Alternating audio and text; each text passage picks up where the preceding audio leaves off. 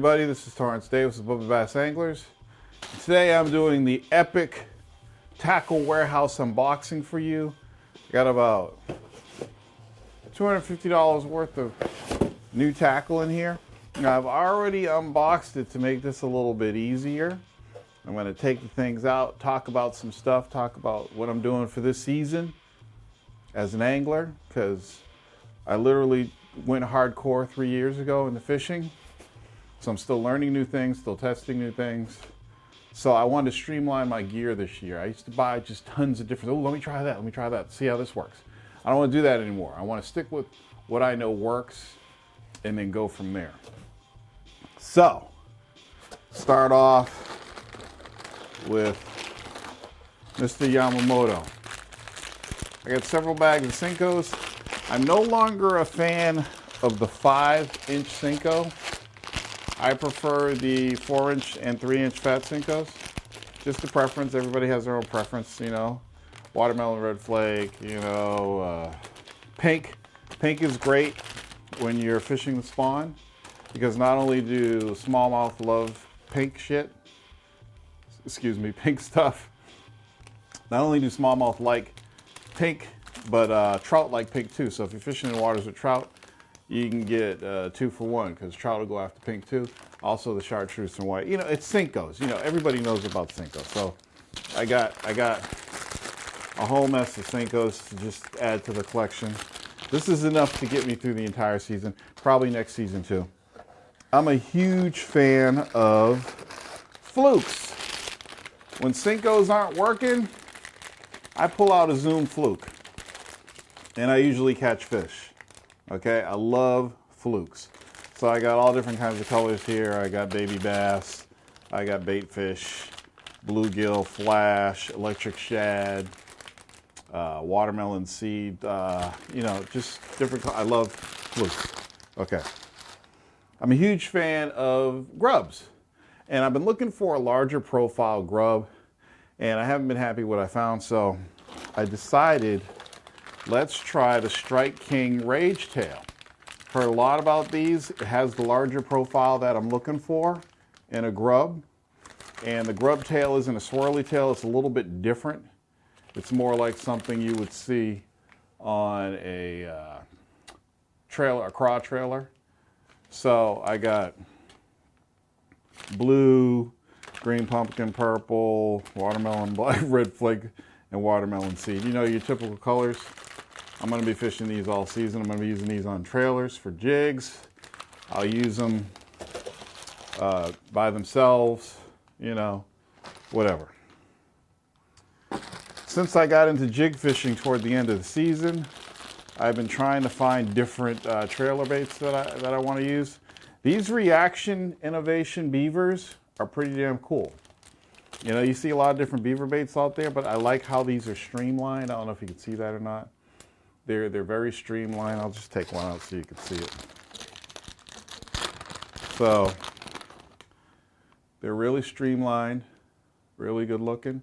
Now you can use these for trailers on jigs, but I could also use this for punching. Because of the streamlined look, you know, these are great punching plastics too. So I got 4 bags of these,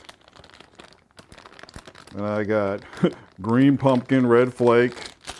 I got California 420, which is kind of green like weed. I got blank check, which is basically black and blue, and Big Texan. So, Reaction Innovation beavers. Check these out. I got more. We're going to be here all day. Kitech. So I got some Kitech swim baits before, but they were too small, too thin. I needed a larger profile. So I got the Kitech Swing Impact Fat swim baits.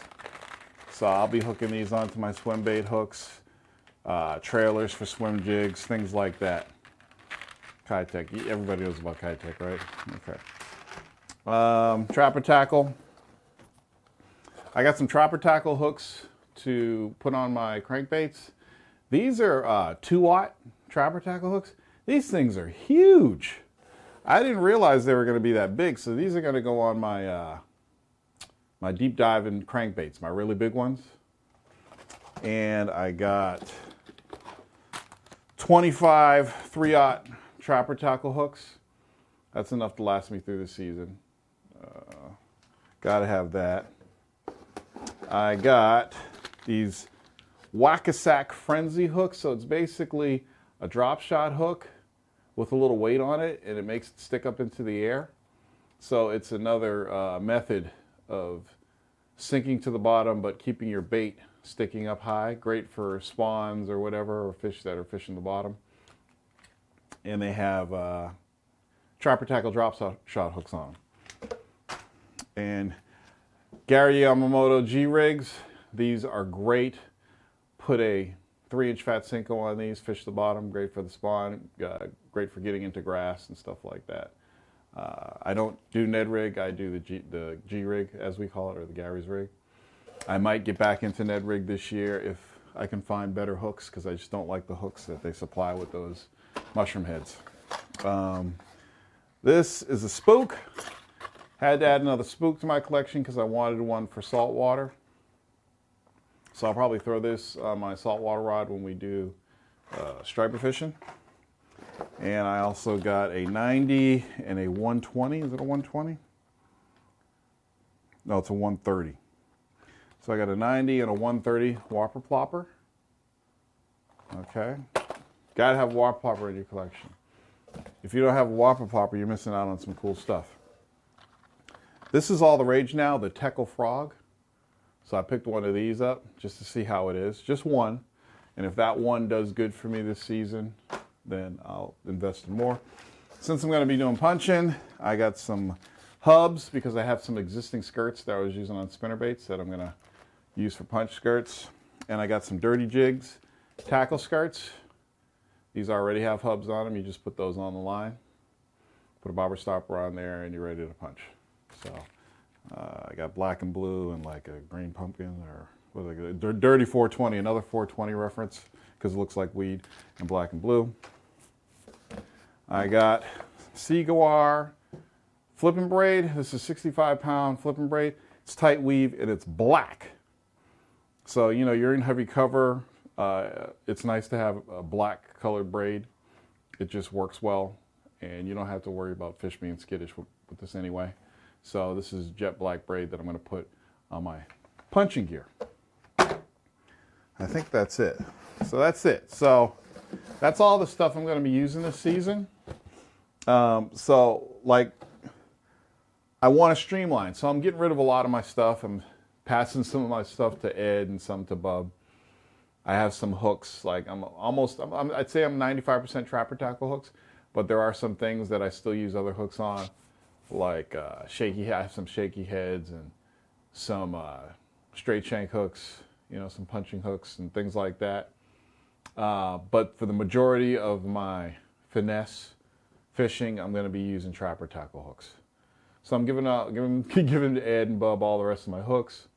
I'm just dumping some of the stuff I have and streamlining how I want to fish this year. So, you know, I'm either going to be jigging, punching, swim baits, Senkos, flukes. I want to streamline it because I don't want to carry 25 pounds of bait with me to the boat every time we go fishing. It's a 25-pound bag. There's a lot of stuff in there. And I found that throughout the majority of the season, I didn't use most of that stuff. There was only a couple days I did top water. So I'm going to combine some of my boxes and get rid of other stuff I don't use. I have tubes and other creature baits. All that stuff is cool. I'm still going to use that, but I wanted to streamline my gameplay, and I wanted to learn some new things. I might try drop shotting again this year. In Massachusetts, we have a lot of weedy water, which really isn't great for drop shotting. I mean, you do have an exposed hook, but we are going to be fishing New Hampshire this season, and there's a lot of open water, which is rocks and flat sand, and you know, some deeper smallies. So I'm going to try drop shotting again. So I might load up on some more spin shot hooks and drop shot weights, probably mid-season whenever we decide to do it. And then all the saltwater stuff I'm going to be doing, so I'll probably be picking up some more stuff for saltwater. I have storm swim baits, which are great for salt water. So we'll see how it goes, and if the bluefish are tearing those to pieces, then I'll look at something else. But that's it. So I wanted to streamline for the season. I think it's important because you don't want to go out on the water and take the 25 pounds of lures and tackle you have out of there and be like, oh, what am I going to use? You know, what am I going to put on this hook? I want to streamline. I want to become really good with these things that I have and just get rid of the stuff that I never really used. You know, I don't use chatterbaits. I tried using chatterbaits. I really don't like them. So I'm getting rid of my chatterbaits. You know, there may be some craws that I don't like that I get rid of. A lot of hooks. This year will determine whether I'm a fan of the swim jig or not. You know, I'm keeping all my drop shot stuff. We'll see how that goes. But I'm streamlined. And you know, everybody that's out there that watches, you know, we love getting huge boxes from Tackle Warehouse. As you can see, I got my new Tackle Warehouse shirt on. Love getting Tackle Warehouse boxes. It's just fun stuff. So I figured I'd open my box for you guys so you can check it out. And I know it's fun for you because I like watching unboxings too. And in the comments, let me know what you're doing for the 2018 season that's different. You know, are you doing something different than before? Are you sticking to what you already know? What do you do during the season to change it up? And what do you do during the off season? Again, this is the off season for me.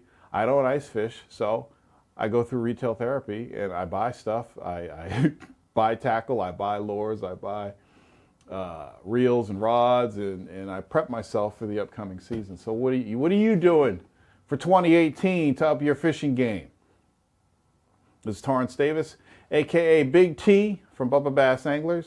Remember, all our videos are in 4K, so if you watch them on your big 4K screen, they look pretty good. I will see you soon. Peace.